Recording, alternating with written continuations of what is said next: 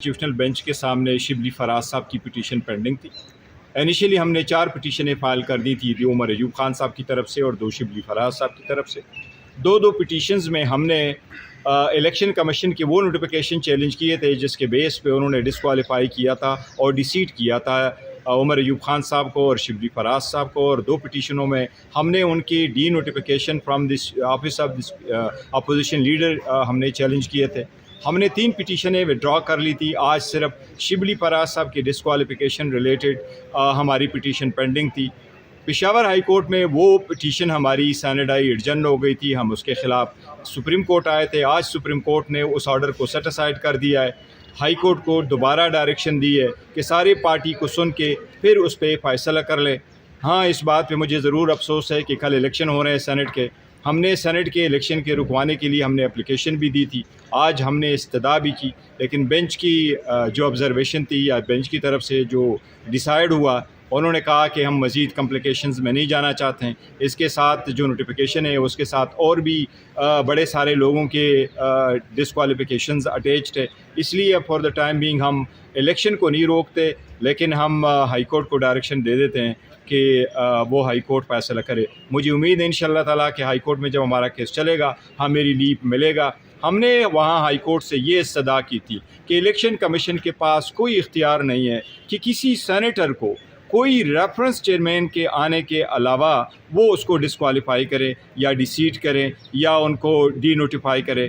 Election commission نے اپنے power سے ایکسیڈ کیا تھا۔ مجھے امید ہے انشاءاللہ تعالیٰ اس بات پہ ہم کامیاب ہوں گے کہ کانسٹیٹیوشنل پروویژن جو ہے وہ مینڈیٹری ہے۔ الیکشن کمیشن کے پاس یہ اختیار نہیں تھا کہ کسی بھی ہمیں سنے بغیر اور نوٹیفیکیشن کے ذریعے ہمیں ڈسکوالیفائی کرے یا ڈیسیٹ کرے۔ گور صاحب، آپ کے پاس آج کا وقت تو ایٹ لیسٹ ہے، آپ پشاور ہائی کورٹ سے رجوع کر کے اسٹے کی ایک کوشش کر سکتے ہیں، نہیں دیکھیں، آپ اس کو اویل کریں گے؟ ہائی کورٹ میں ہمارے پاس اسٹے ضرور تھا اور انہوں نے لکھا تھا، لیکن اس کے بعد جو سبسیکوینٹ ایونٹ ہوئے ہیں کہ یہ پٹیشن جو ہمارا فیصلہ ہوا تھا اس کے بعد شیڈول آیا تھا اور شیڈول 2 تاریخ کو ایشو ہوا تھا جس میں کل کے الیکشن ہونے ہیں۔ آج ہی ہم الیکشن کمیشن کے سامنے نہ صرف یہ کہ سپریم کورٹ کے سامنے میں نے وہ شیڈول فائل کیا تھا، بلکہ ہم نے ایک انڈیپینڈنٹ اپلیکیشن دے کے بھی وہ شیڈول فائل کیا تھا، پھر ایک انڈیپینڈنٹ اپلیکیشن دے کے اس کے خلاف ہمیں اسٹے دے دیا تھا۔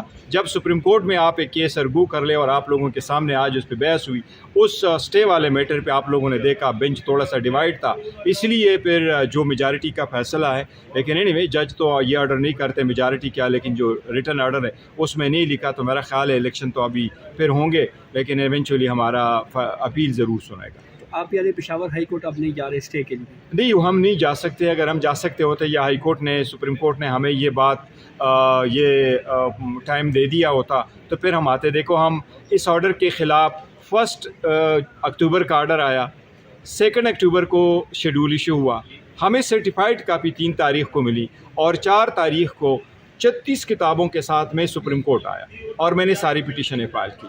4 اکتوبر سے لے کے 27 تاریخ کے درمیان میں نے 3 اپلیکیشنیں فائل کی۔ ہر مرتبہ میں نے یہ کہا کہ الیکشن ہونے جا رہا ہے، پھر یہ انفرکچس ہو جائے گا، آپ کائنڈلی اس میٹر کو دیکھ لیں۔ اور آج کورٹ نے بھی ایک جج صاحب نے، جمال مندوخیل صاحب نے بھی آبزرو کیا کہ اس میں آپ کا قصور تو نہیں تھا کہ آپ نے 3 اپلیکیشنیں بھی دی اور آپ کا کیس نہیں لگتا، یہ تو آپ کا قصور نہیں ہے، پٹیشنر کی طرف سے تو آپ نہیں ایٹریبیوٹ کر سکتے۔ But this is how the judicial system works, تبھی لوگوں کو گریونس۔ امیدوار کون ہے سر شبلی فراز کے علاوہ؟ شبلی فراز صاحب کے علاوہ پارٹی نے خان صاحب کے جو ہدایات ہے اس کے مطابق ہمارے خورم ذیشان صاحب ہے۔ کل الیکشن ہوں گے انشاءاللہ تعالیٰ، ہم ذیشان صاحب کو پھر کامیاب کروائیں گے انشاءاللہ۔ Thank you.